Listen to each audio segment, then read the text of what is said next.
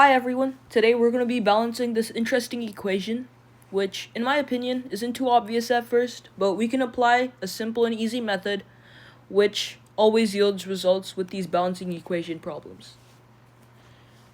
So we start by seeing how many of each atom or molecule, or ion for that matter, are on each side of the equation. So on the left side, off the bat, we can see that there are 3 hydrogens, then 1 phosphate ion. So the PO4 gets grouped together. And then there's also 1 magnesium.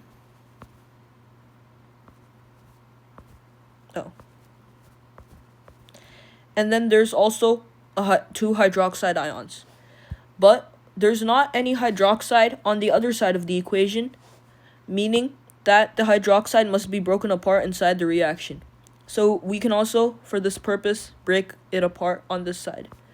So there's 2 oxygens, and then we can just add on the extra 2 hydrogens onto the already existing hydrogen column. Okay, for the right side of the equation, we can see that we have 3 magnesiums, 2 phosphate ions, and then water, which is just 2 hydrogen atoms.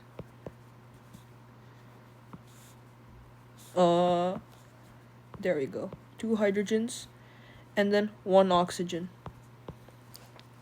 Okay, there we go. And the first step to solving this is going by the phosphate ion. So we can see that there's only 1 phosphate ion on this side, but there's 2, which is double the number of phosphate ions on the left side. So on the right side, there's 2, and on the left side, there's 1.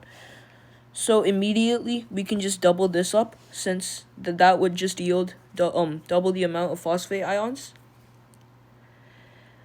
And then next, we can also see that the magnesium on the right side is 3 times the amount of magnesium on the left side. So we can also double that up easily. And since we're using this part to just double up, we put 1 there.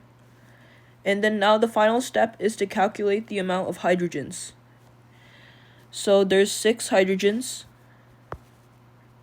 from this term, plus there's also 3 times an H2, which is another 6, so which is 12 hydrogens in total. And on this side, there's only 1 term with hydrogen, which is the water. So H2 times what would get 12?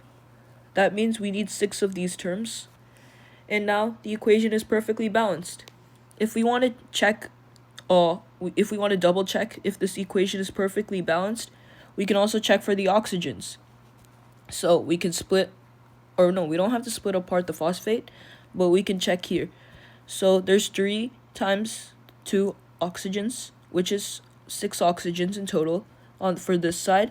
And then on this side, the right side, there's 6 times 1 O on this term, so that means 6 oxygens. And there we go.